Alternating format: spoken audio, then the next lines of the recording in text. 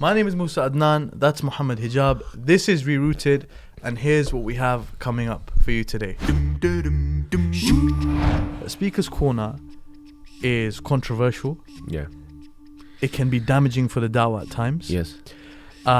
It's very argumentative. Arguments take place there. Yes. People, you go there, people are swearing at each other, people are just treating each other like nothing.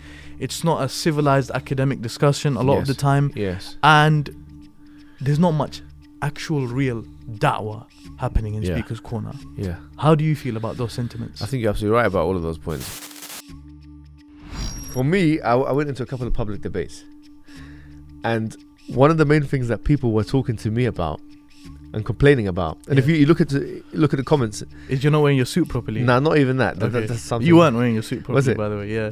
Next time, let me help you. Okay, it's not even that. You can help me. There is a next time, so you can help me go into California to do a debate.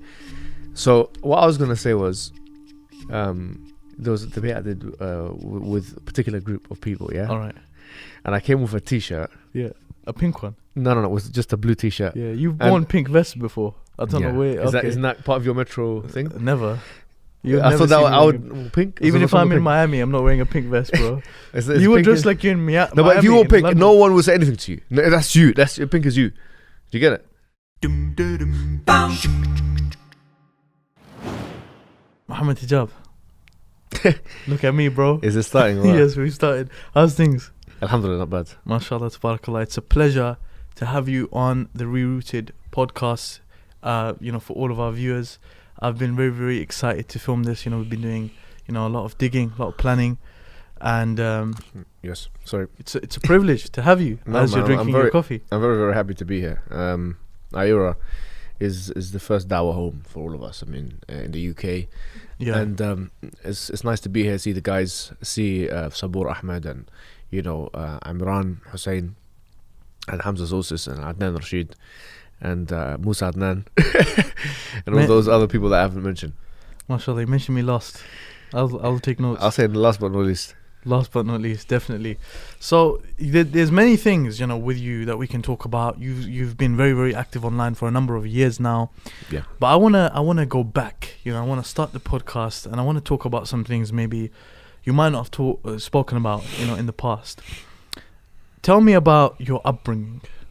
Mohammed Hijab's upbringing. I actually we filmed a podcast with my dad recently, Really? Yeah. I mean, it's going to sound a little bit whatever, but he wasn't actually an active part of my upbringing in that sense that maybe like, a nuclear family would be used to, like someone with part of a nuclear family. Okay. But, so it was, obviously I did have a lot of interaction with my dad, but mostly it was my mum. So my mum was always there. She was a strong single mother that that basically helped me get to where I am in every single way, shape or form. To be honest, we're obviously a working class family in the sense that, my parents are the ones who came to this country. My dad was, both of them had degrees from Egypt, and then they went to Bahrain for a while, and then they came to the UK. Yeah. And so they had to establish everything from the very beginning. And both of them continued like teaching and learning. My dad went on he's now a professor and so on. He went to Manchester University. Well, okay, so what does your dad teach? He used to teach like linguistics, but most particularly English as a foreign language. Okay. Because he had to learn. When you learn English as a foreign language, you become good at certain things like language acquisition and stuff. Wow. So that's his field. So they kind of established themselves in this country in that way. But in that process of doing so, there was a lot of movement. It was kind of rough in the sense that we had council accommodation, temporary accommodation. Yeah. I remember living in a hotel. We lived in a hotel for because my dad had to go back to Egypt. He divorced my mum, and then they kind of went their own separate ways and so on. So when that happened, kind of like me, my mum, my sister and so on, we were moving around from place to place, and a lot of that was like temporary accommodation, hotels. Do you feel like that shaped you as a person? Like going, because that's a little bit rough, right? I mean, you find that children who are raised in families, that have been separated like that, may have it harder, you know, than other families where you're all happy, mother, father, going on holidays together. You know, you got this set routine kind of thing with your family throughout the year. You go on 2 or 3 holidays, like, you know, the way families, typically speaking, you know, the way typical families are expected to do from societal perspective. Obviously, not going into all of that, but did you feel like that shaped you? You know, your family being like that? I think that, yeah, I'm sure it did. I can't tell you exactly how. I think that's more of like a psychoanalytic dimension or unconscious mind that I haven't tapped into myself. Do you feel like you're a strong person yourself? A stronger or strong? Like, strong person, generally speaking. And I don't necessarily mean physically, mashallah, but I mean like mentally. Do you feel like you're mentally strong? I think that if that's a good question. I think that really and truly, I think that I'm overconfident. I know that for a fact. That's one of my characteristics. But I think that because of that overconfidence, people think that I think of myself as maybe stronger than I actually am. But I know that emotionally, I think that we're all quite fragile in our different ways, and I think I would put myself in that category of fragile individual. And the Quran says وَخُلِقَ الْإِنسَانَ ضَعِيفًا, where He created the human being weak. But in this context, it was talking about sexual desire and marriage, and obviously all men are, and women to maybe a lesser extent, are weak in that sense. And like, you know, they always find it difficult to control their desire. From those angles, you know, as young men or whatever, we're always going to find it difficult. But from an emotional perspective, I think that, you know, the only thing that I feel on a serious, genuine level, and when you ask me that question like that, is grounded me and given me kind of a continuity in thought, and a stability in mind, is the Quran itself and the prayers. 2 things. Do you feel like that helped you from a young age? The thing is, I wasn't attached to the Quran from a young age. So tell me about that. Like, how did you become attached? You know, obviously you mentioned you're going from place to place with your sister, your mother. Yeah. What ended up happening after that?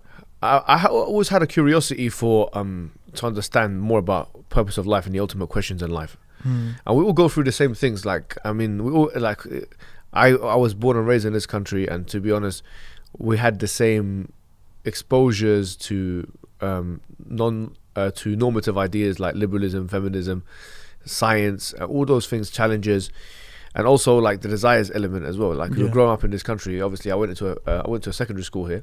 Yeah, a mixed secondary school. How was your secondary school experience? I was a bit of a loud character. You know, I've been excluded many times. So I was a naughty kid basically. Until quite recently, maybe I'm still a naughty kid. Because I still go to university. I still get in trouble, you know. Yeah. But I was a naughty kid. I was quite loud. Yeah. I went to. I've been excluded, I think, maybe 10 times in like temporary exclusions. So what reasons were there for like fighting and? That was, you know, I wasn't a violent guy. I wasn't known for that. To be honest, like anyone who knows me and probably watching this now from secondary school days knows that, you know, Mohammed Hijab, or as they call me, Hijab. They used to call me Hijab at that time. You know, the proper how my name is actually said. Yeah. And I don't think I was ever known for that. Not to say that obviously as a teenage guy, you know, kid or adolescent, you're not going to get into fights, and you're not going to, especially in the city of London. So do you feel like, when did religion start to kick in for you? Because you mentioned obviously in high school you were getting excluded a lot, you were getting in trouble a lot, so obviously you were clearly doing some things you shouldn't be doing. Yeah. How did religion come into all of this? Praying, you mentioned praying, reading Quran. Where did that all come into the picture? It came from curiosity. Okay, everything was triggered by curiosity. I wanted to know. For me, I had this kind of personality that if I'm going to get into something, I'm going to get into it fully, 100%. Okay. But I need to know that this thing that I'm getting into 100% and going to dedicate my time to and life to is 100% true. You know what I mean? Yes. I will lie, that was actually that was the thought process in my mind. I was thinking, I'm grown. Truth. Yeah, my dad is actually like more liberal minded, and my mum, alhamdulillah, she's a practicing, you know, woman and so on. But if I had decided to be less practicing, or if I had decided to be moderate or quote unquote modern, yeah, or moderate or whatever, yeah, and obviously for those who are listening to this and not seeing, I'm using the speech mark, you know, body language there. If I had decided to do that, I don't think there would have been any consequences on me, like as a person. Do you get it? For my family, I don't think there would. My extended family, a lot of them, they're kind of split into two. Some of them are very like nationalistic, secular and so on, and some of them are very religious. Okay, interesting. So maybe if I would have gone to Egypt, the more religious side of the family would have pressured me a little bit or tried to convince me a little bit more. But it wasn't something that I had, like, it was a choice I wanted to make for myself at the end of the day. Like, you know, so I had to look into religion. And at that age, maybe at 13, 14. Okay, 13, 14. So I was year 8, year 9. So I was thinking about it from that age, from about year 8. I remember year 7, I used to go to Egypt and ask people about religion. How about this? How about that? And I used to be exposed. Interesting. I was exposed to the supposed contradictions of the Quran, that whole narrative at the age of 11 or 12. I was exposed to it fully. I knew exactly the anti-Islamic websites. I knew everything. I knew, Amazing. yeah, I knew all of that. I saw what was going on in the atmosphere, and I wanted to see both sides of the argument. So obviously, I was watching people like Ahmed Didat at that time as well, Zakir Naik, who I went and saw recently as well. By the way, how was that? It was very good. It's good to see someone that you've been watching for a long time. Yeah, you know. Yeah. How is he as a person? He's quite similar to how he is on the camera. You know. Okay. He's not. That's cool, man. Yeah. So yeah, I was watching all of that and trying to make sense of everything, and it took me. I'm not gonna lie. It took me some time to conclude that this is. I'm 100% sure, but I was going through the process when I was a teenager. So at that time, I wasn't really necessarily reciting Quran or trying to memorize it, or even I was praying. It wasn't fully like consistent or anything like that, you know. And I had become religious probably around year 10 or 11. But then obviously it wasn't just one thing, like, which is about 15 years old. So 14, 15, around 17, it was quite like I had a fixed religious personality. So when you were in college, you were religious. I had a fixed religious personality. People knew that I prayed, that I try and preach to them, all of those things. But at the same time, I had been quite a like loud, funny, person. Like I wasn't. A lot of religious people are, from my experience, anyways, of them is they're quite introverted. From what I saw from my in terms of their characters. A lot, from what I saw in school is that they're quite introverted. They're not really. But for me, I was an extroverted religious person, and I realized that mix was actually quite helpful for propagation of Islam, because obviously confidence sells, at the end of the day. And I became a salesman, by the way. That's something else that we can talk about. But certainly, like, it wasn't something that just happened overnight. It was a process, and I think Allah subhanahu wa ta'ala, obviously, He guided me. And I always remember this hadith of the Prophet Muhammad sallallahu alaihi wasallam when he says, "Man yuridillahu bihi khayran yufaqihu fi din." Allahu Akbar. Whoever Allah wants good for, He gives them understanding of the religion. So the fact that I was searching, I think because of the persistence of my search over a long space of time, Allah gifted me with guidance. Because I was asking, I was knocking at the door. It wasn't like a matter of, overnight I just became convinced of Islam in a full sense. I had yaqeen. No, I had to go through the whole process. I had to critically look at everything, all the contentions, all the so-called logical problems and so on. And then I came to a very solid conclusion. To the extent where now, like, this is it. Like, for me, obviously religion is something that we would die for. I think that can be very, very, very powerful for a person's inside, because I went through something similar where I started doubting. I started going through a lot of doubts, a lot of logical doubts. I had to sort a lot of logical doubts out in my head. And I realized, I came to a stage where I was like, if you want to keep doing this logical battle, or not even logical battle, like waswas battle, even, I'm not saying you had waswas, but I'm saying a lot of people even get this. There's no point, because this is the truth at this point. But people that have that affliction, though, it's not in their control. What I realize, it's not something that they can just turn off. It's literally there's something that's stuck in their mind. Someone's told them something about, like, the Quran's got this contradiction. They don't have the knowledge to sort out that contradiction in their mind. I feel like sometimes you don't even need the knowledge to sort things like that out, because when your faith is so strong, but your faith is not strong yet. When your faith is strong, and for example, Islam is the absolute truth. Nothing, anything. You know how you start thinking. I don't know if you'll agree with this, but the way I started thinking is, okay, I don't understand that, but maybe I'll understand it in a couple years. Do you know what made me like assured that that Islam is true? Basically, how? For me, what made me assured that Islam is true is basically the Quran. So I started an in-depth kind of study of the Quran on my own self as a teenager. Because I wanted to see certain things, and I looked at everything, like all the claims that would be made for and against, from mathematical miracles to scientific miracles. supposed mathematics, supposed scientific. There's lots of question marks everywhere. But I looked at everything. I looked at the linguistic stuff. Now, the thing really that did it for me was the language. Like, I think that was it. Because after a while, I realized that, you know what, this book, it's not fathomable that this could have been from a human being. If someone had, I'm not saying, obviously, this is not hasha lillah, that this is the case with the Prophet Muhammad sallallahu alaihi wasallam, but if someone had absolutely like the worst record in morality, but presented that book, I'd accept them as a prophet. Yeah. Do you get it? Yeah. If I know what I know about this book, if they had the worst, like the morality, like they were serial killers, they were this, they were that, they were, let's say raper, like, killing the children and whatever it may be, But he presented that, khalas, that's what I need to do. Just show me how a human being can do this.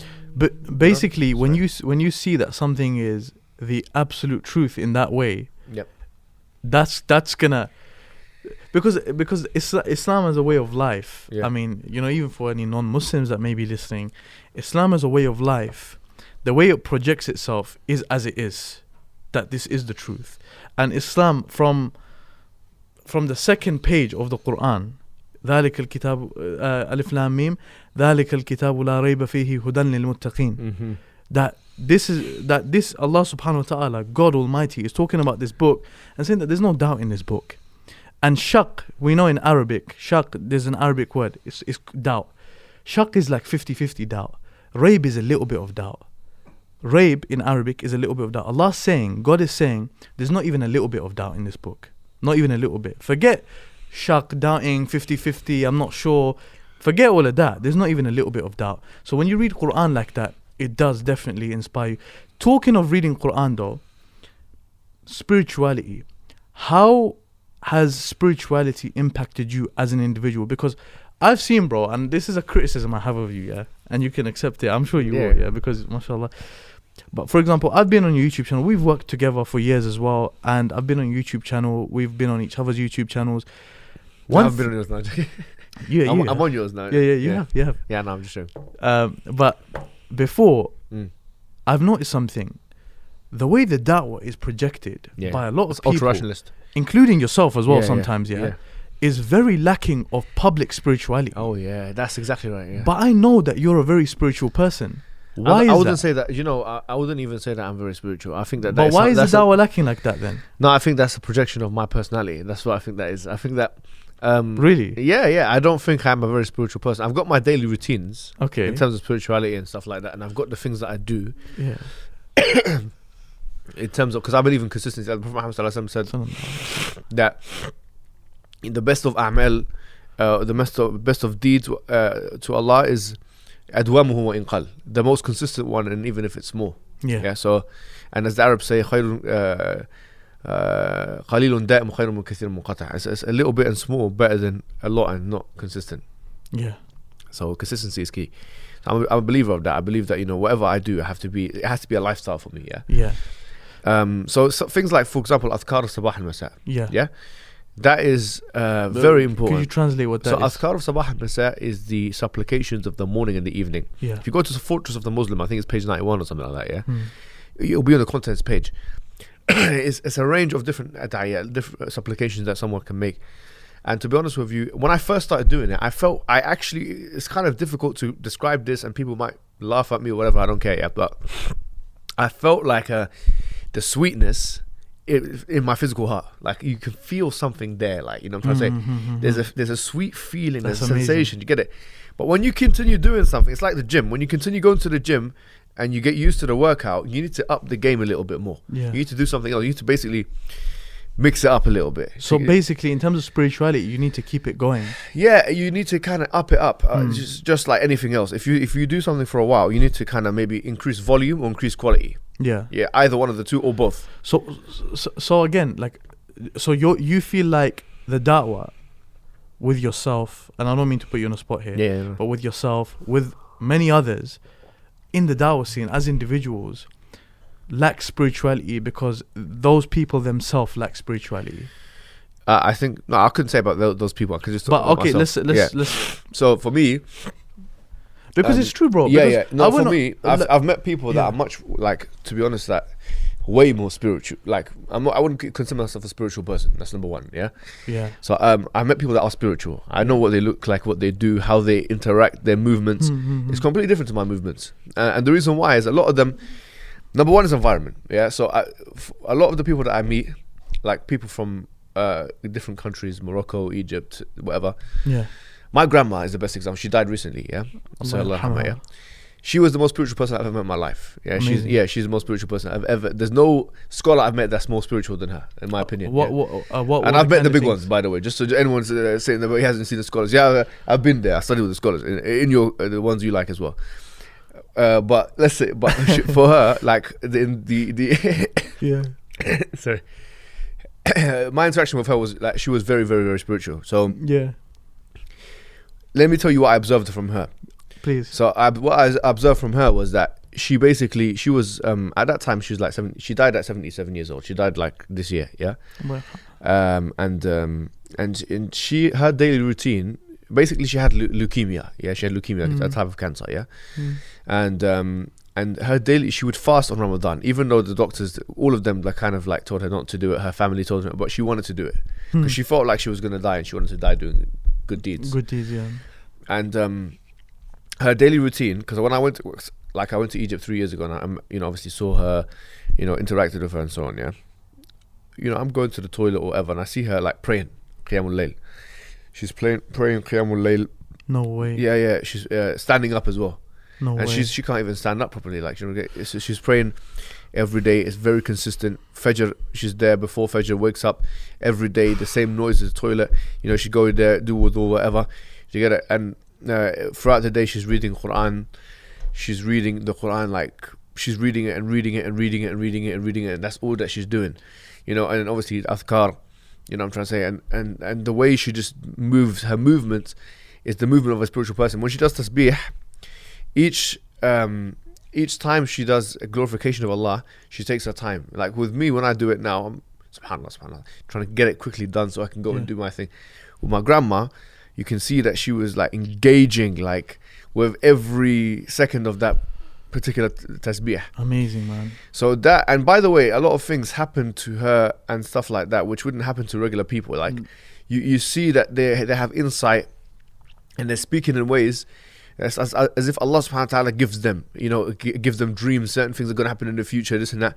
And they see the prophet in a dream, and there's lots of things that just don't happen to us, So yeah, I've seen the movements of spiritual people, and I'm certainly not one of them. But yeah, I think it's because of the debates. It is the reason. I want to come to that as well, bro, because look, there's some things with the da'wah, and you know about these things as well. Yeah. That I just, the way some aspects that the da'wah has become, like, I just don't agree with. This is one of them, and I've noticed it in many of us. I'm not pointing you out. Yeah. This is something I've noticed in myself. Go online, go on my channel, go on my Instagram. We're not trying to put, but it's like, how much do us as dawah figures talk about spirituality?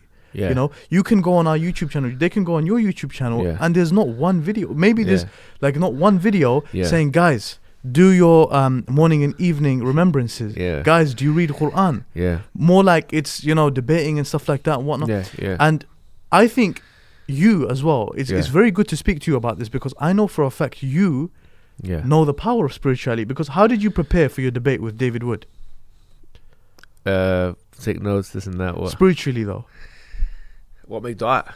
Yeah. I made a lot of dua. Yeah. So that's a spiritual aspect of it. Yeah. Now, you wouldn't be doing that if you didn't believe it. So many of us, we haven't truly tasted that sweetness of spirituality. Once you taste it, because spirituality is what many of us lack.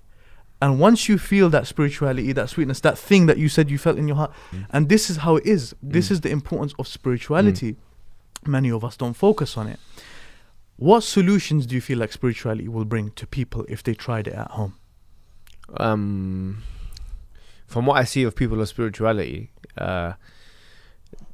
obviously they have tama'nina, which is the idea of أَلَا بِذِكْرِ اللَّهِ تَطْمَئِنُّ الْقُلُوبِ, that with the remembrance of Allah do hearts find rest. And I think that people confuse sometimes happiness and tranquility, and I think tranquility is it should be more of a sort of a psychological state, to be honest, because what is happiness? It's kind of like a spike in your in your state of being. You go from A to, or 0 to 100 or whatever, or 0 to 80. You go up. There's a spike in the reaction, your reaction to stimuli in the world. Yeah.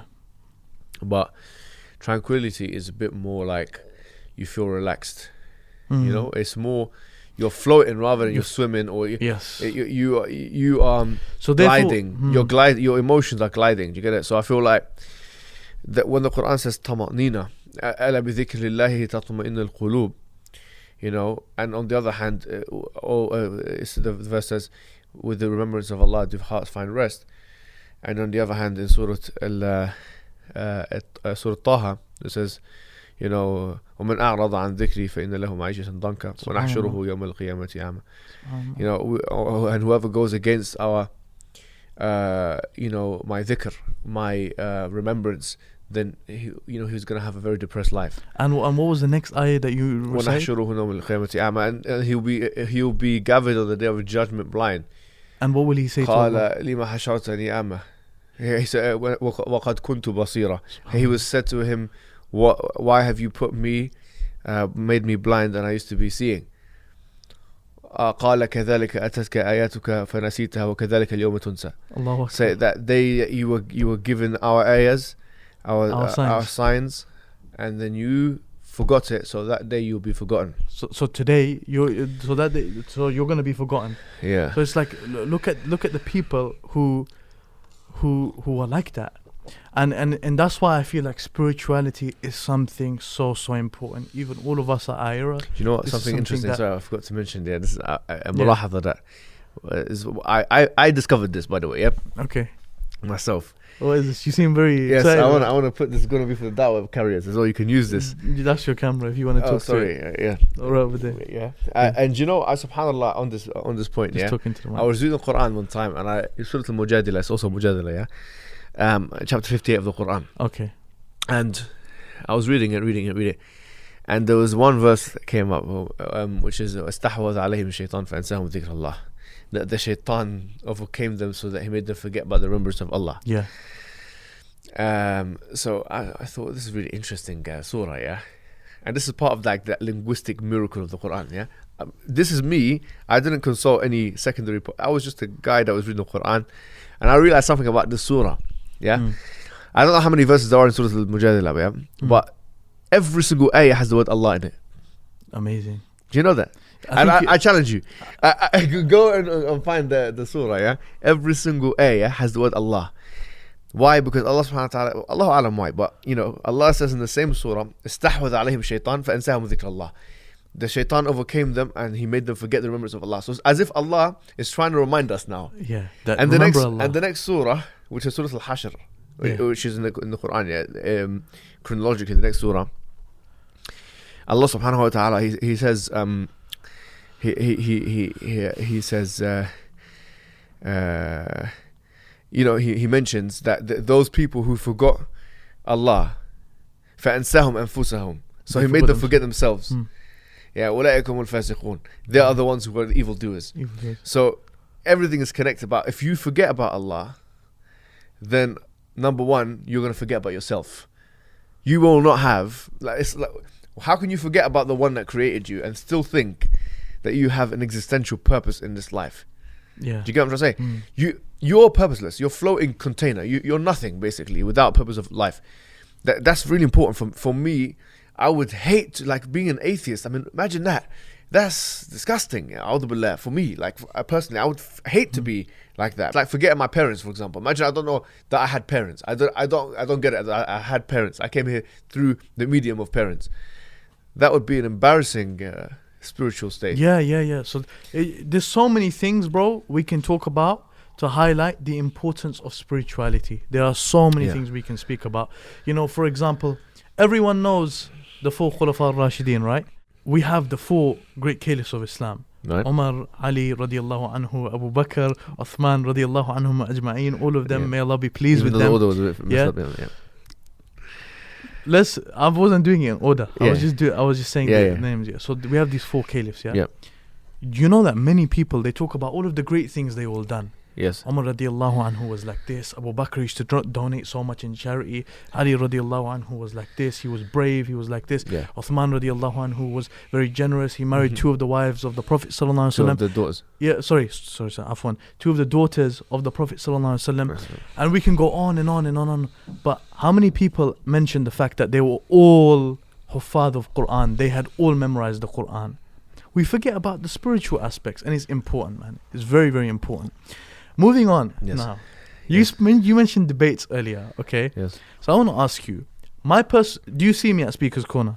Well, I've seen you once or twice, I think. Okay, so I don't really go Speaker's Corner, right? Yeah, you don't. I personally feel like, and many of us here at iERA also share these sentiments, that Speaker's Corner is controversial. Yeah. It can be damaging for the dawah at times. Yes. It's very argumentative. Arguments take place there. Yes. You go there, people are swearing at each other. People are just treating each other like nothing. It's not a civilized academic discussion a lot of the time. Yes. And there's not much actual real da'wah happening in Yeah. Speaker's Corner. Yeah. How do you feel about those sentiments? I think you're absolutely right about all of those points, but the issue is as So well. why do you go to Speaker's Corner then? I go to Speaker's Corner because of maslaha and because it's a good platform. I've been to many universities across different parts of this country, in UK, been to the US, and been to many different other countries as well, One thing that I would say is actually a more powerful platform than all of those places, almost without exception, unless you're debating or you're engaging with a very high profile person with a social media following, is Speaker's Corner. Okay. So are you saying that in terms of viewership? Yes. Okay, so let me challenge you on that contention. And one more thing as well, which is important. I think that lecture, like pedagogically, there's been a lot of research into lecture style presentations. Okay. Yeah. So pedagogy is basically the study of how one learns and teaches, teaching methods and so on. Yeah. So in the field of pedagogy, there's been discussion and now I think at this point you're saying the word wrong yourself. Pedagogy. No, it's pedagogy. It's pedagogy. Go on. So there's the lecture style approach. Especially, obviously, language acquisition. There's no question. Yeah. Okay. That you can't apply. You can't have that approach. You can't have that approach. But even in general learning, a lot of pedagogical studies have shown that lecture style information presentations are not great. So I've tried to break it down to 20-minute lectures nowadays. I've tried to really. That's good. I agree with minutes. that. Now, if it has to be done over 45 minutes, I will do it. But basically, engagement is what people are after now. I agree with that. Speaker's Corner provides that. Speaker's Corner. So a lot of people want to see that engagement. They want to see that interaction between people. So let me come in here now. Yeah. Speaker's It's Corner. a bit like reality TV as well. The storylines or whatever. That's exactly my point. Yeah. So Speaker's Corner does provide engagement, as does reality TV, where you have so-and-so shouting at so-and-so, so-and-so punching so-and-so, etc. And I personally believe that is why Speaker's Corner is watched so widely. Yeah. It's not the education value. Of course not. It's not the debate value. Yes. It's not the da'wah value. Yes. It's not that you're learning That's something. all tech is, exactly. It's just that you're eating popcorn and you're watching so-and-so have a dig at so-and-so, and then you're going, oh, guys, did you see that? Yeah. Mohammed Hijab just whooped this guy. Or the opposite. And or it becomes egotistical. It can become, Yeah, and it becomes egotistical. It's not even it becomes egotistical a lot of the time. Yeah. So, agreed. With yourself, don't you feel like that can be a detrimental image to da'wah? Because a lot of the time, and I feel like you should clarify this, because as someone that goes there, a lot of the time people think debate equals da'wah. There's an ayah in Surah An-Nahl, and Fakhruddin al-Razi, he comments on the ayah.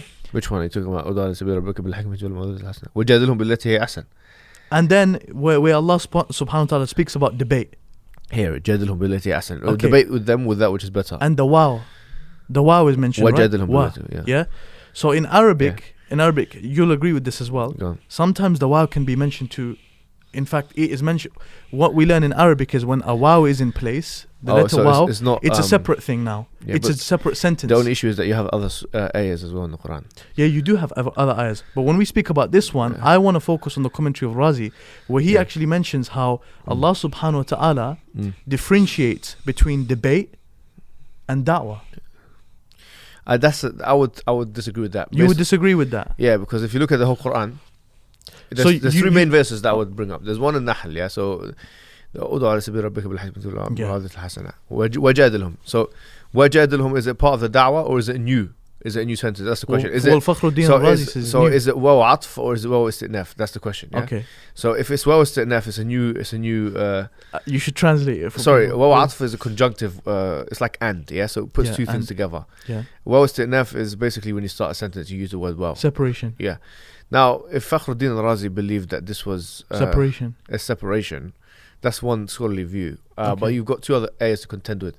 Okay. One of them is in Surah Al-Ankabut, where Allah subhanahu wa ta'ala says, وَلَا تُجَادِلْ أَهْلِ الْكِتَابِ إِلَّا بِالَّتِي هِيَ أَحْسَنُ. Okay. So do not do debate with Ahl al-Kitab except for that which is better. And the same wording is used, by the way. بالحكمة والموعظة الحسنة أحسن. Same kind of wording is used. So that makes it clear that actually there is a connection between the two things you've done. And the third one is in Surah Al-An'am as well, where obviously this one's a very famous example, where Ibrahim is having he's basically debating. Is jidal always a positive term in the Quran? It's neutral, I would say. It's negative at times. Yeah, it's neutral, so it can be used negatively and positively. When Allah speaks about Hajj in the Quran, ولا جدال ولا رفث ولا فسوق ولا جدال في الحج. Yeah, في الحج. Yeah, but so why is Allah subhanahu wa ta'ala telling you not to do it in Hajj if it's a positive thing? Because Muslims, all Muslims in Hajj. But in Speaker's Corner, you're debating with Muslims sometimes. That's the problem. Yeah, thank you. That point. Thank you, I win. That point, I would agree with you. Yeah. If you say with the Muslims, I agree. Yeah. But even that, to be honest, point being, Nawawi has a discussion on. But I don't want to sound like preaching a certain thing. Yeah. But Imam Ahmad had a book called Usul al-Sunnah. Okay. Usul al-Sunnah عندنا, whatever, and he that's the principles of the Sunnah upon us and whatever. And he says don't debate with certain sects, like deviated sects in Islam. But we don't want to get too deep into that sort of conversation, because that. But then Nawawi says that sometimes within Islam there's maslahah. So basically, maslahah meaning common. Where it's beneficial that you can do it, when it's not that you don't, and it's got to be qualified people for certain specialist things. But let's keep it basic level, because a lot of the people that are going to be watching are going to be at very basic level. Yeah, so don't try and demean the audience, brother. Just because now. Don't try and bring.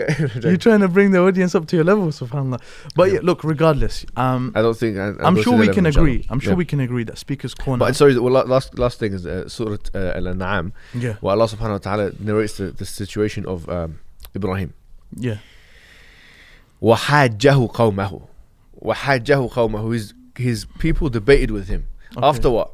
After he says no, but they were doing the debating. No, he was debating. Hajjahu, it has to be two people, because he was debating with them. He first was talking about Hadha Rabbi. He says, this is my Lord. Yeah. Talking about the moon, and then he says Hadha Rabbi Hadha Akbar. But wasn't Ibrahim alayhi salam giving da'wah to them, and they were debating back? Yeah. So if you get, but the difference is, akhi, and I'll actually mention this.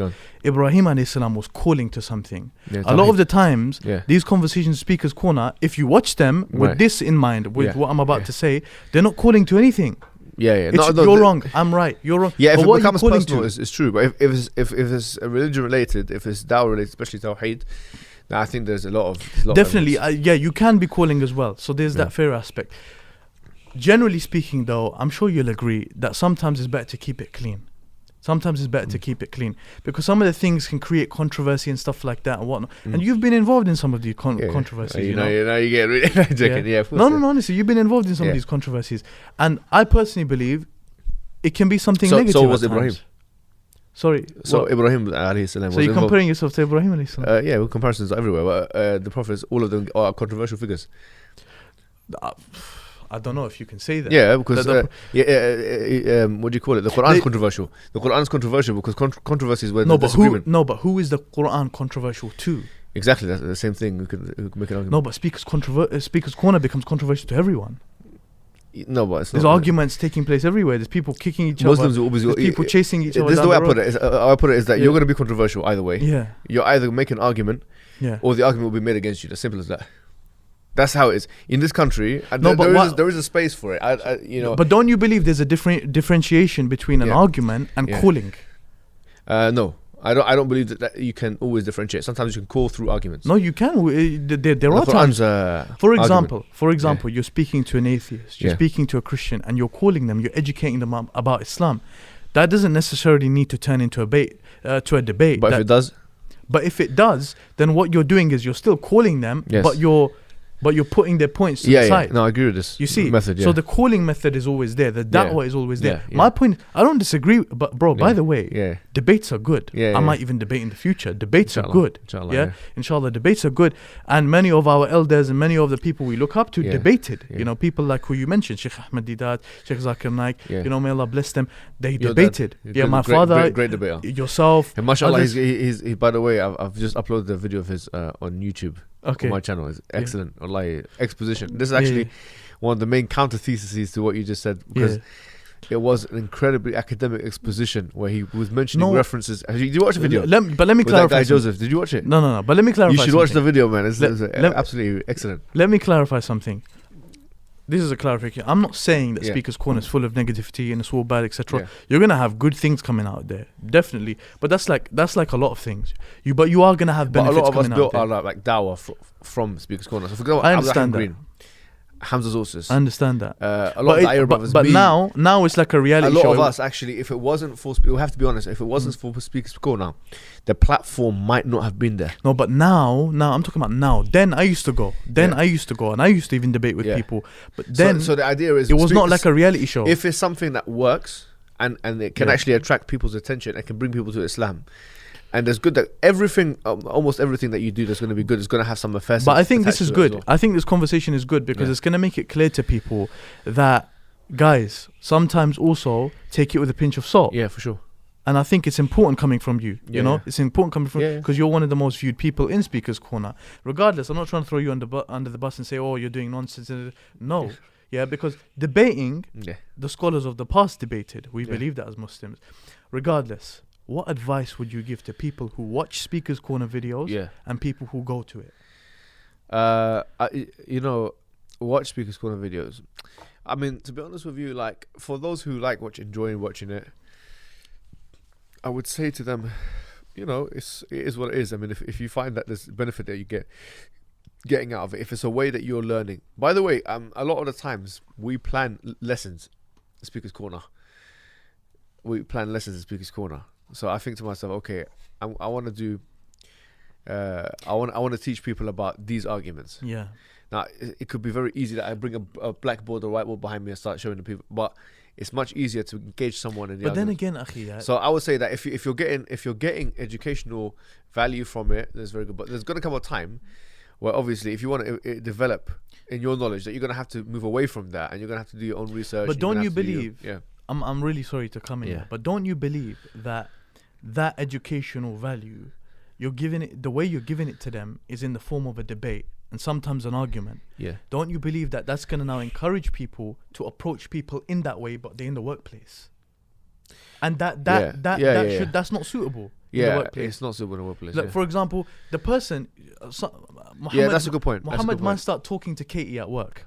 And Katie is like really receptive, but because of what he's watched on Speaker's Corner, he's like no, and all of a sudden, he's created an approach, and Katie's like, whoa, okay, like, all right, mate, you're on your high horse a bit. So there is that as well, but definitely in terms of advice, I'll let you continue. That's a good point. So I think what you just said is very valid. So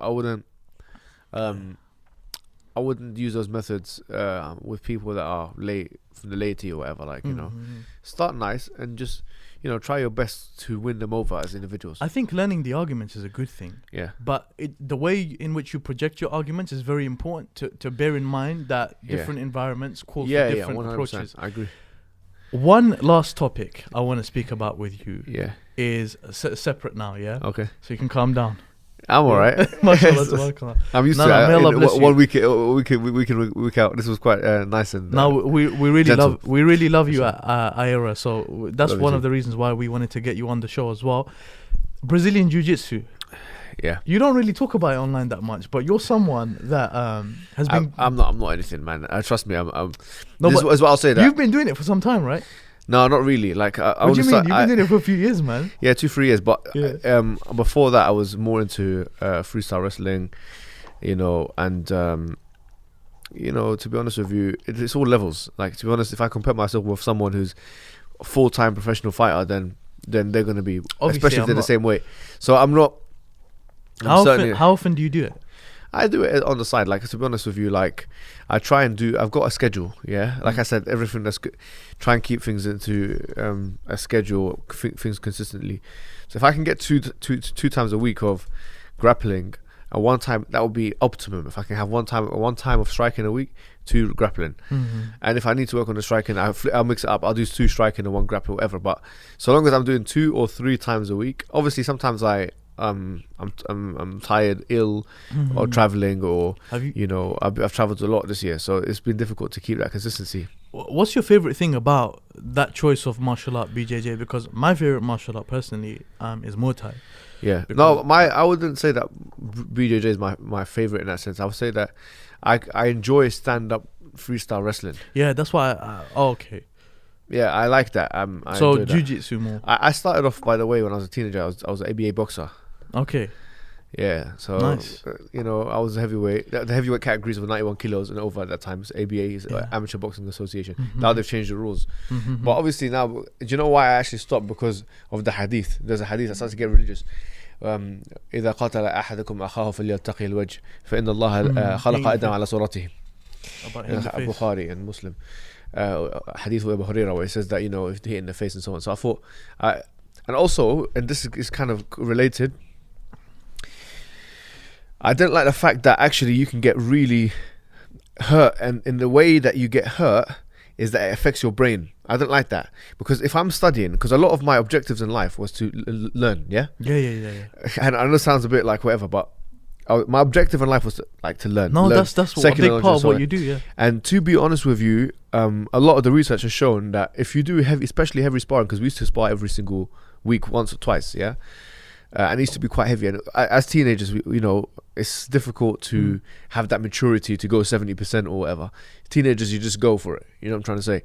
And so I believe that had an impact on me, and I didn't like it. I don't like the fact that someone could, especially as a heavyweight, could just give me one punch one day.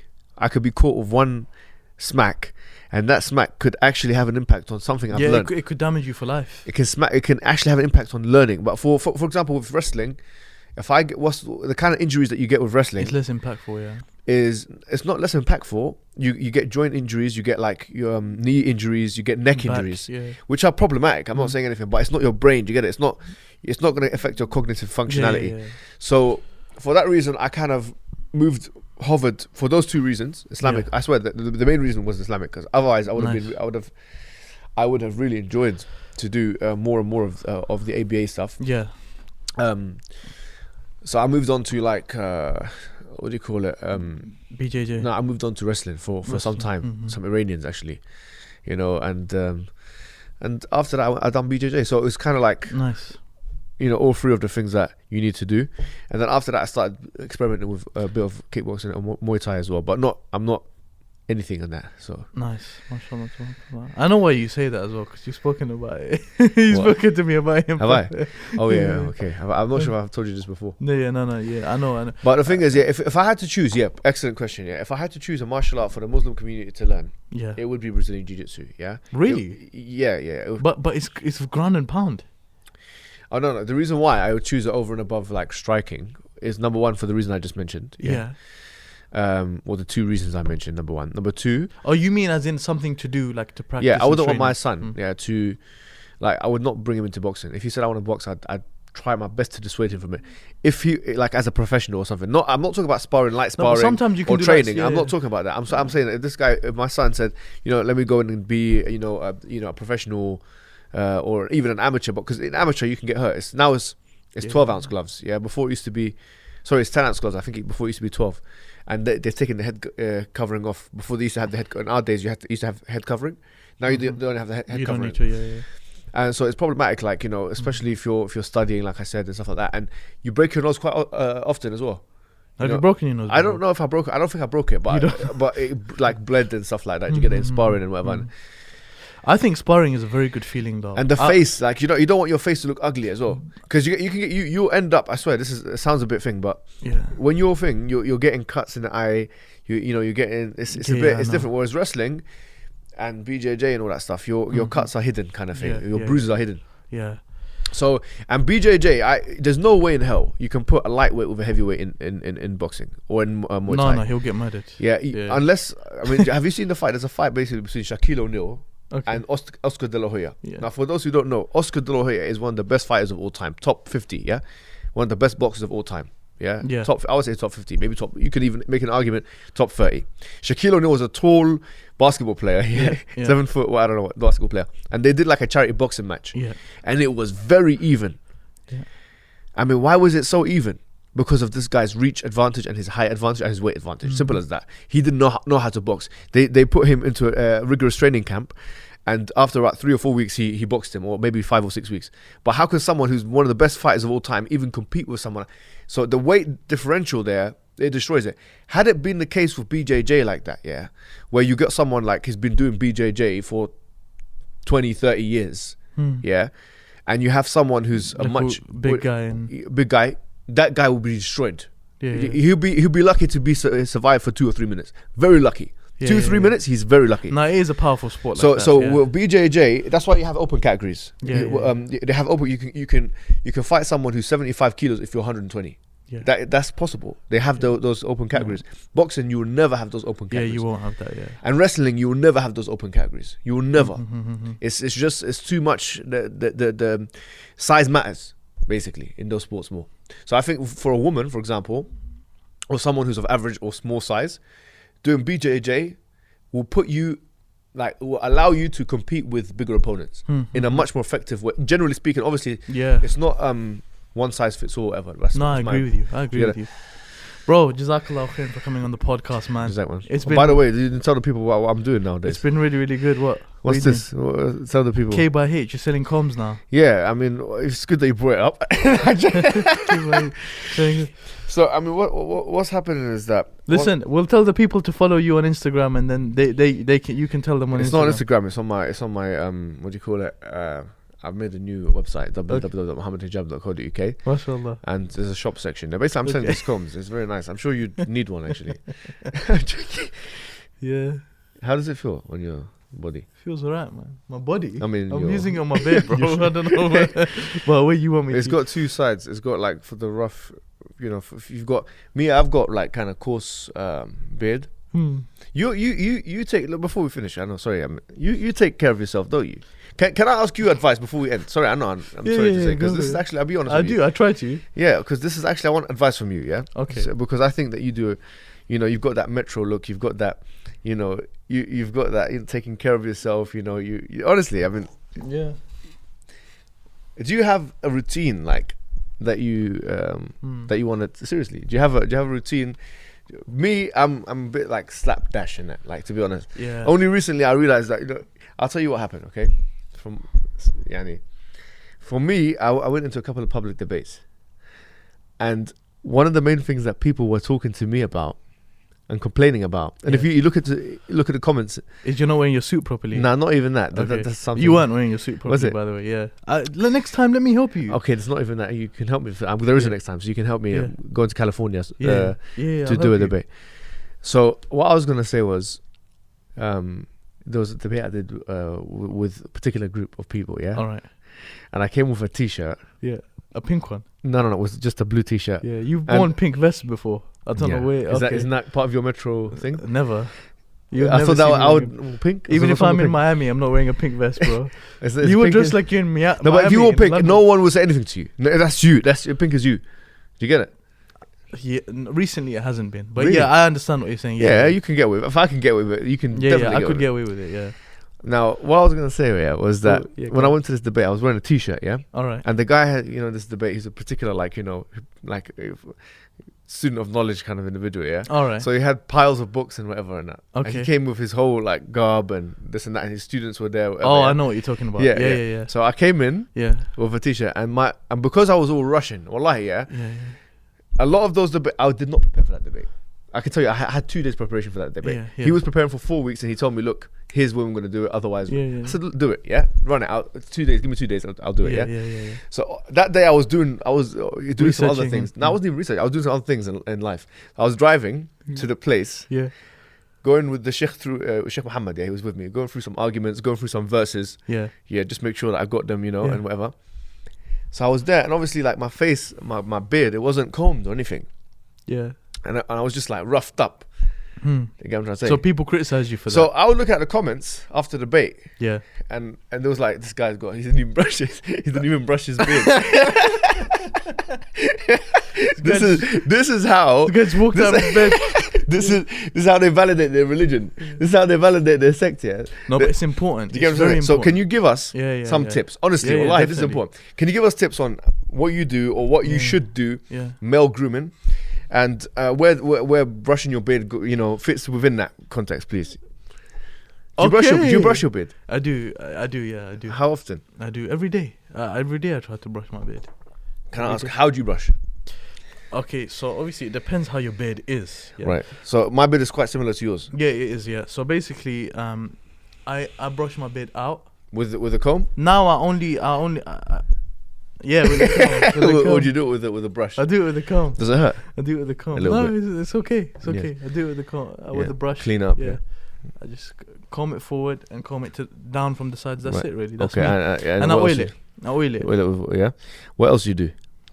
With what? Like Just generally? getting ready, generally. Yeah. Like, Yeah, do you spend time choosing your clothes? yeah, I do. Yeah, Let me that's say, important. Wallahi al-azim. That's Uqsima important. billah. Allah's my witness. Look, my shoes are matching with this. Uqsima billah. Let me Yeah. tell you something. Yeah. Yeah, The maximum time I spend, yeah. choosing my clothes, is 1 minute.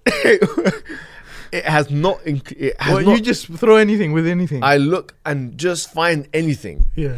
You know, Anything that's clean and you just wear it. it's clean. That's not good though, man. Can you give me advice, please? Just put a bit more effort in. Just put. Do you a know, bit more wallahi, one guy came to me and he was like, Yeah. one guy came to me. I was wearing like my jacket effort. Yeah. and I was wearing white gloves. I went Yeah. to Speaker's Corner, yeah? Them white gloves were Listen to me. Do you have a budget? When are you gonna have a budget of money to spend? Like a good maybe £300 or £400. When the combs start selling, brother. Okay. No. Come to me when you got that. We'll go shopping together. What would you recommend I wear? What should be my style? What should be my thing? You said to me you like dressing smart.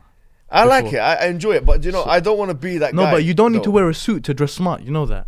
Go on, tell me what you So do. you- Like smart- Hamza's also style. Yeah. Smart. Like he's got the He jeans. dresses very nice. Okay, Jeans thing. with boots. A nice Do you know, I jumper, think that shirt. I believe you're giving your dad fashion advice. You know why? Because I saw him in Speaker's Corner the other day, and he looked like you. He looked like you. But like he was very. He was wearing he was wearing like a tracksuit, Yeah. Adidas. Yeah. Came up this and that, and I was thinking, this is Musa Adnan. Did you tell him what to wear? I didn't, I think it's my mum learning from me, and she's just buying him stuff.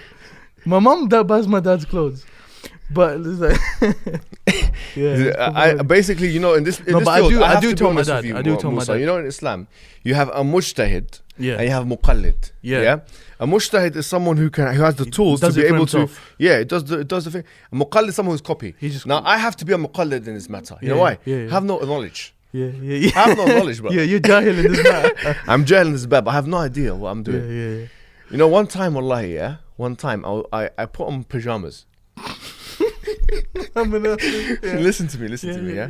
And I took my kids out and whatever, yeah. Yeah. And I was walking this and that, and some guy came, white guy. He looked at me, what he said? He goes, "Welcome to Britain." Welcome to England. Because you were wearing your pajamas. I did not care. I just felt, I'm going on the street. Welcome to England. But sometimes it pays off with dividends, Sometimes it pays off with dividends. Like one time, like I told you, yeah, I was wearing my jacket, and I was cold that day. My sister was in the house, yeah. I said to my sister, I need gloves. Yeah, obviously she had these gloves which were like feminine a little bit, white, feminine, right? And someone's out there. Look, he's trying to look. We know what you mean. Yeah. They had these kind of like bells on them or something. Yeah. Yeah, that's female gloves. Yeah. So you wore them. So I said, you know what? My hands are cold. I don't give a damn. So I just pulled it off. I pulled those two things off. Yeah. Okay. And I put the white gloves on. I went to speaker school and I was talking to, I think it was James that week, yeah? Okay. With my white gloves, yeah? Yeah. And I was talking this and that, and I went back, and these guys were saying, "Where'd you get your gloves from?" Seriously? Wallahi, they said, "Where you get your gloves?" I was like, they were talking to me as if I'm a fashion guru expert or something like that. Bro, you get what I'm saying? One time, my mum had like a shawl that I threw it on me one day. I was cold. Your mum's shawl? Yeah, I put it on. Like I have no, like this whole thing of masculine perfume versus woman's perfume. Who made that? It doesn't matter. You know, once I walked who made that? I like the woman's one. Once I walked into one shop, yeah, and I go to the and I took a jacket and I was like, this is a very nice jacket. I took it to the till. The guy goes, you know, this is a female jacket, right? I go, yeah, it's fine. I still bought it. No, because how do you even differentiate? Some of them are more sweet or whatever, yeah. But I put it on. I like with jackets, to be honest, with female ones, then when I took it home, I started looking in the mirror and I was like, yeah, it does come in a little bit from the waist, but. You know, maybe we'll get away with it. So for me, I just think it's important to take care of yourself. I think it's important to take care of yourself. So give me some usul, give me some principles, yeah? For someone who's jahil like me and this bab and this mas'ala, like someone who does not know what to wear. The only way I does not know how to make a decision on the only way I can do it is by showing you. And a lot of people have been telling me to, consult the sheikh and this mas'ala. There's different qawaid in this, right? Okay, there's please. Different principles. Can you please? Yeah. So for example, one principle is black goes with anything. Okay. So black goes with anything. So if you wore a black jumper, is that a racial slur? Is that a racial thing? No. Black goes with anything. Yeah? White goes with everything as well. So when you're wearing clothes, white goes with everything. Yeah. Really? Yeah. Is that right? Yeah. So if you wore a white jumper right now, it would go with what you're wearing. Wallahi. Yeah, it would go with what you're. Okay, so white and black. What? Go with everything. White and black, but doesn't mean you just wear white and black. So what colors would look good on me? I think brown would look good on you. Burgundy. Black would look good on you. Yeah. Burgundy would look good on you. Yeah. Bottle green. Is it to do with the skin complexion? Yeah, it's to do with your skin complexion. Yeah. Is it? Yeah. So what do you do? How do you find out your skin color? I'm a similar skin color to you, so that's no, but I've got that nice gold look. You got that, that. Listen, bro. Listen. On that note, we can do this though. We need to definitely go shopping. I think that shopping. But the thing is, shopping. I can't buy shoes because you definitely buy clothes. I know you. I can get jackets. Like yeah. But trousers and shoes, I have to special order, or I have to go to them shops, big and tall and for high and mighty and all them things. Mm-hmm. Yeah. What size are you in shoes? 13 now. That's crazy, man. It's not crazy. But it stops at 12. Do you get it? So you need to get them. Do you know what I say to them when I'm walking down? I go and I say, "Have you got any size 13 shoes?" Yeah. I don't care what it is. Just give me. Let me see. Yeah. I'm not even gonna look. Just give me the. Yeah. Let me see what you got. It's so hard for you. Subhanallah. And the trousers are even worse. So I mean, crazy. I need to know. Well, you are 6 foot what? 5? 6 foot 6? 6'6.5". 6'6". Oh, 6'6". You could face Anthony Joshua with that height. I could, but I don't think I'd get anywhere. I think he'd knock you out. Yeah. If it would not be about being, it would just be about surviving one round. If I survive one round, forget about 2 or 3, then that's it. I've earned my stripes. Allahu Akbar. But if I come in if I take him down, he's in big trouble. On that note, bro, Jazakallahu khairan for coming on the show. It's been a pleasure having you. I'm sure every single person has enjoyed this. It's been lovely having you, and I'm sure we're gonna have you on again and again and again. And you're gonna make a video for like Muslim men how to dress good. Yeah, we will. On your channel. Because your channel's been dormant. What's wrong with you? I'm coming back. Is that you want to try and coming back? I've been just working on myself a little bit. Yeah. Doing that. Okay, so you're gonna come back? You should try it sometimes. You're very active. Yeah, no, I've had enough. No, but yeah, man. Jazakallahu khairan for coming on the show. Brothers and sisters, this has been ReRooted with your host, Musa Adnan. If you have not subscribed to us, or if you do not follow us on iTunes, we are on iTunes, we are on Android, Google Play, I think it's called. Google Play? It's SoundCloud?